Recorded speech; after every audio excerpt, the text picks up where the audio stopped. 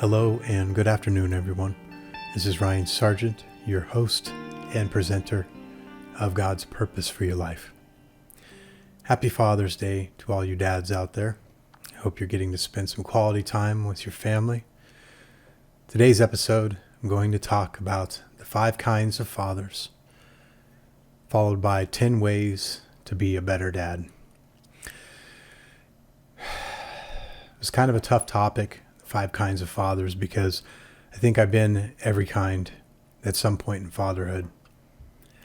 I was exposed to a father that was inconsistent and not so responsible with his parenting techniques. I could tell you, people change though. People do change. I was told a story today by our pastor about a man who, he was a father. He had several kids, married, and he would come home and the kids would dread when he would come home. And it reminds me a little bit of the way my father was when I was growing up. They were always on edge when he would come home because they wouldn't know what kind of mood he would be in. And one day, a father came home. He had been attending church group and doing Bible study with other men. And he asked for a family meeting. And usually when this family would have a meeting with him, it wasn't for any good reason. So they were all very nervous about what he was going to talk about. But he had them all sit down and he began to weep. He asked them to take their shoes off, and then he asked if he could have their forgiveness for the way that he had been for so long. And he explained how he had found Christ and realized the mistakes he had made in his life, and that he would like the privilege of being able to wash their feet and hope that they would forgive him. And I thought it was a very eloquent story because he had learned properly what it meant to be humble to those, especially the ones that you're close to, who you might have hurt in your life. It sounds like at one point he was an irresponsible and maybe even an ignorant father. An irresponsible father, which is the first kind of father we'll talk about, are ones that typically have children. They weren't planning on it. They don't know how to do it, and they're just completely absent in their responsibilities. They put a lot of the weight on the mother, or they're just not there at all. The second kind of father is one that's of ignorance. And a lot of times it's no fault of theirs other than they just weren't shown how to be a good father. It's a painful thing for them because they're struggling. You definitely do not. There's only one thing I can think of when it comes to that, and it's if what isn't transformed by Christ in your life as a father is transferred to your children. And that's where the ignorance can come in. As a father, your lack of knowledge on how to father properly can carry on to your children. It can transfer over to them. Inconsistent fathers might be some that are super ambitious in their life. They're chasing income, they're chasing money and wealth to try to secure a future, but they're neglecting consistency when it comes to their raising their children. Sometimes out of guilt, they'll step in and do something fun to entertain the children, but they don't know any consistency. Don't sacrifice your children on the altar of ambition. I've made that mistake, and I still do sometimes. You don't want to come to your kids because you feel so guilty because you haven't been doing anything with them, that they can start to recognize that. It turns into resentment. You don't want them to carry resentment towards you. You don't want to do anything that would cause them to hate you. They'll respect you if you're consistent with things like discipline and your behavior towards them and your attention and your affection, your encouragement, your advice. How consistently are you listening? Are you an open ear when they want to come talk? The fourth kind of father is an involved father. That's one that's there for every game. He's making sure they're involved in activities. If they're going on an event, he is there as well. He's on camping trips. He's taking them fishing. He's involved in their lives with their friends. He knows what's going on with them in their church lives. It's great to be involved. But one type of father that's set aside from the rest is an intentional father. One who has intention through the Lord. He's a godly father. He is one who shows them what it means to transition from youth into adulthood, and how to do it properly. He raises them with God in the household and with the love of Christ in their life. 10 Ways to Be a Better Dad. This was great. It's from Crosswalk, and I enjoy Crosswalk quite a bit. Now, whether you're with the mother of this child or your child or not, it's important that you love your children's mother. Absolutely the best thing you can do, the husband and wife who let their kids know in love, pride, a secure environment for their children. If dad and mom accept each other, then they must accept me too, is a hidden message, and that's a powerful declaration of security for any child. The best family education, having parents who love and cherish each other. Spend time with your children. How you spend time reflects what's important to you. It's a simple truth kids know long before dads do.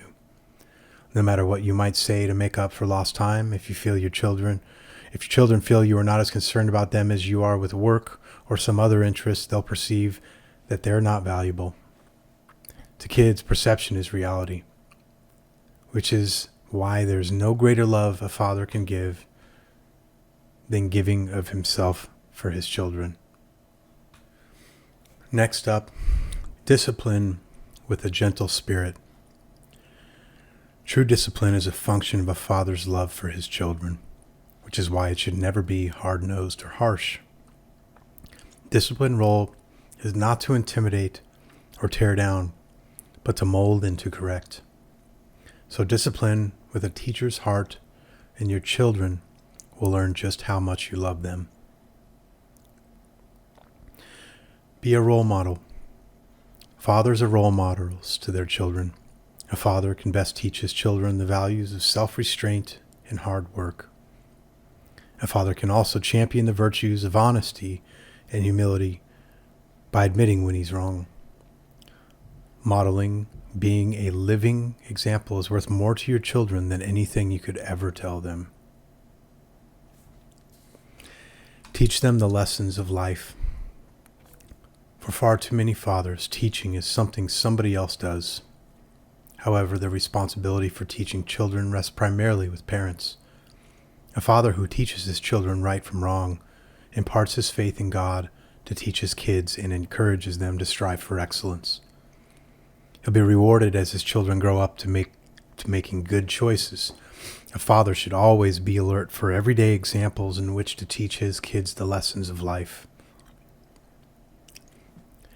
Try to read to your children. In a world wired for sound, it's important that fathers make the effort to read to their children. Childhood is a time for learning first by seeing, then by hearing and reading. When a father reads to his children, he draws out their creativity and helps inspire their dreams. Reading to your children also encourages literacy, a crucial step in a lifelong process of self-improvement. A father's desire to see his children soar above the clouds unfolds the moment he opens a book and begins to read. I know my reading skills have really stepped up quite a bit since I started doing these devotionals and reading for people on here. I had really let it slip for quite a while. But you get it back. It takes about a year, but your vocabulary starts to improve. Your reading skills improve. Articulation is one that makes you a very formidable opponent. You don't need to fight. To be articulate is one heck of a weapon. Show affection to your children. Children long for a secure place in this fast-paced world. They find it most often in the warm embrace of a parent. As children grow, so does their need for acceptance and sense of belonging. Such a need is met when a father's hug is offered or a kind word and expresses his appreciation and love for his children. But showing affection doesn't stop there. Letting your children know that you love them requires a daily effort. And lastly, realize a father's job is never done. Someday, every father must let go of the youthful activities that bond him with his children.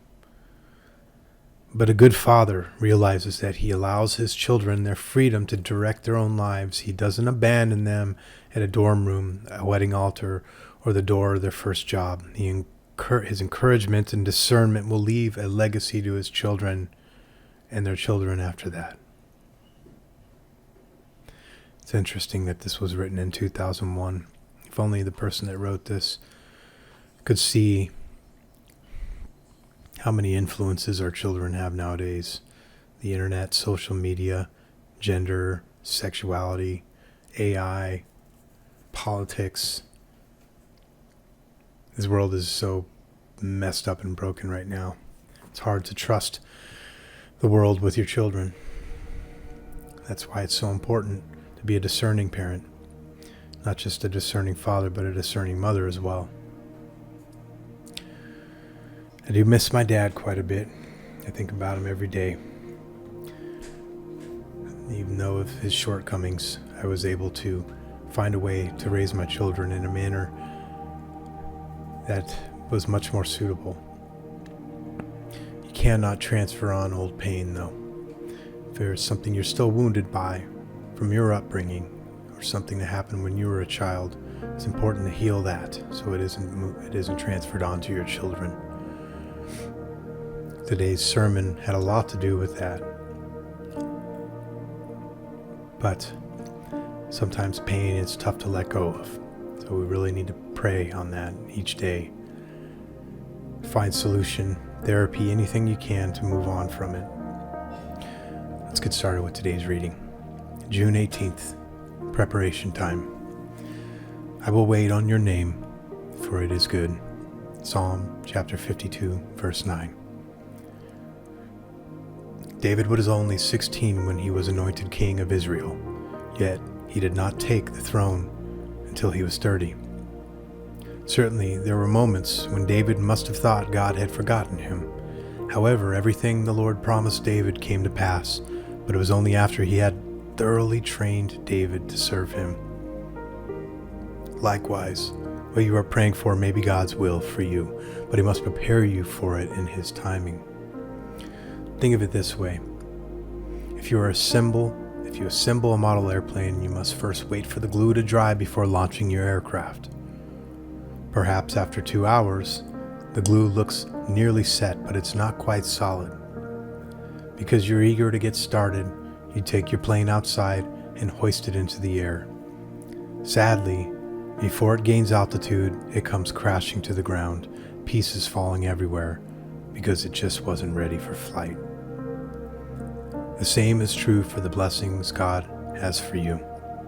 Your spiritual maturity is the glue that holds them together. If you take hold of them before the Lord deems you ready, everything may fall disastrously apart. So don't grow impatient. God has not forgotten you. He's simply making you ready. Learn to wait on Him with grace. It's like children, we need to prepare them. We need to prepare them as we're gluing them together. We need to be patient and make sure that they're ready. We push them into things when they're not quite ready to go. I think the world does that before we do a lot of ways. Sometimes I think what my children might be like if I hadn't matured in many ways as a parent. I was on the wrong path.